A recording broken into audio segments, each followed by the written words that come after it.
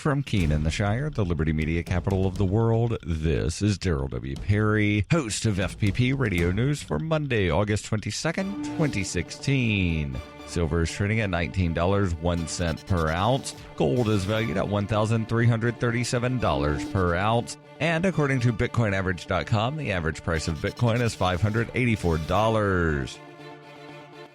Antiwar.com reports a coalition of U.S.-backed Syrian rebels and groups like Ahrar al-Sham have come together in a plan to attack the key to the Islamic State city of Jarabulus on the western shore of the Euphrates River. Unlike most offensives, this one will be cross-border, being launched from inside Turkey. The rebel force includes a substantial number of fighters who heretofore have been defending the key border town of Azaz. With the Islamic State recently focusing more on defense, they've decided to go after Jarabulus, another valuable border crossing. With a lot of the Islamic State territory between Azaz and Jarabulus, however, they decided it was simpler to go through Turkey, and Turkey was apparently fine with the idea. Turkey's interest in this is that the Kurdish Syrian Defense Forces recently took the city of Manbij with major U.S. backing, and that's making Jarabulus tougher for the Islamic State to defend. Turkey has long warned that the Kurds taking Jarabulus was a red line for them. Instead of risking a U.S.-backed push into Jarabulus, Turkey seems to be hoping this faction, dominated by Ahrar al-Sham, will get there first, precluding any Kurdish advances across the Euphrates River into key border areas.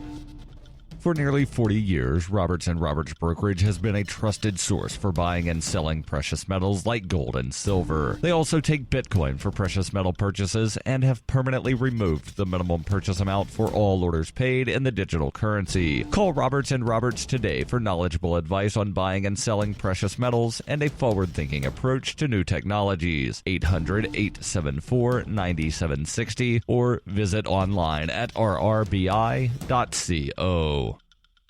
UPI reports a highly contagious parasite has infected and sickened over 100 people in Maricopa County, Arizona swimming pools since August 4th, according to officials. The microscopic parasite Cryptosporidium was first discovered on August 4th and was found in at least 20 public pools. The infection, induced by ingesting pool water, causes stomach cramps, vomiting, and fever and lasts 1 to 2 weeks. It spreads in water contaminated with human fecal matter and is not always killed by chlorine in the water. Officials did not identify which Phoenix area pools were infected. The Maricopa County Department of Health advised that any facility in which an infected person swam prior to illness or while sick is being treated for Cryptosporidium. MCESD is notifying the facilities that are affected and recommending the CDC guidelines for contamination are being followed. Pool users are encouraged to take frequent restroom breaks when outside of the pool, avoid drinking pool water, and to thoroughly wash their hands with soap and water.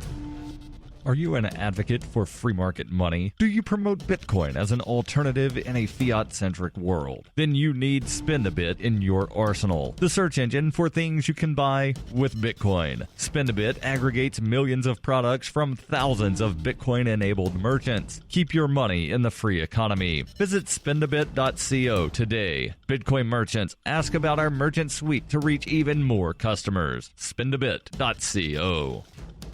Reuters reports Quentin Robins watched on Sunday morning as a giant metal claw clamped down on his mother's ruined belongings, snapping wood cabinets with an audible crack as the operator of a giant mechanized arm slowly cleared the mound of debris from her yard in Baton Rouge. 5 feet of water swept through the homes in the quiet Park Forest neighborhood just over a week ago, shocking residents who had been told that they do not live in a flood zone. As efforts in Louisiana turned from rescue to recovery, renters and homeowners who do not have flood insurance are facing an uncertain financial future. Private insurers do not cover flood damage, and flood insurance in the United States is underwritten by the Federal Emergency Management Agency. Homeowners who live in designated high-risk flood zones are required to carry flood insurance if they have a federally backed mortgage. In Louisiana, an estimated 42% of homes in high-risk flood areas have flood insurance, according to FEMA. Only 12.5% of homeowners in low and moderate risk zones do. Many of the areas that were hard hit by record rainfall last week were not considered to be a high-risk flooding area. Those residents without flood insurance are eligible for up to $33,000 in FEMA individual disaster assistance funds, although most will likely receive less than that based on payments following other major disasters. FEMA spokesman Rafael Lamatre said that individual assistance is intended to supplement insurance and to provide short-term relief for immediate needs.